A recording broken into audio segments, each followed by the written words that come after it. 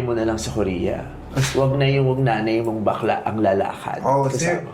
sir to God, after that, narinig ko, ayoko na. Wala na yun. Kahit sila, kahit galit ako. Huwag ako. Huwag, hindi pwede yun. Nanay kita, mami. Kasi, actually, mahal na, parehas ko kayo mahal ng nanay ko. Pero, mas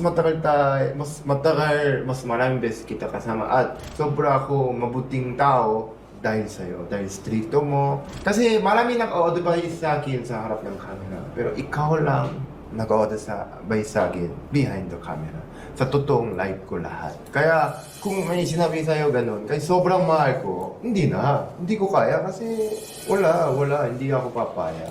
Hindi talaga. Tsaka gusto ko paglakad ako, sabi sa akin, sa kasal dito, iano daw ng nanay ko. Sabi ko, sige, nanay ko sa Korea, enter sa akin. Pero gusto ko maghintay sa akin ng Mami Vice. Ito turn over, tapos sabay tayo lakad.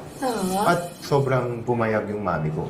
Nanay ko. Kasi nung una sabi ko, ayoko. Kasi lalo nung kung Christian yung family. Sabi ko, ayokong may marinig ka pa. Sabi ko sa kanya. Tapos, di ba, yung, lalo di ba maraming yung pag Christian, di ba?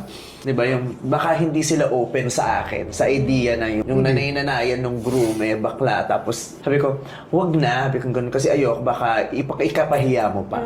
Good thing, hindi ganun yung pamilya. Hindi ganun yung pamilya. Ang tingin talaga nila sa akin, nanay, ako yung nanay ni Ryan Bang. Hindi ganun yung pamilya.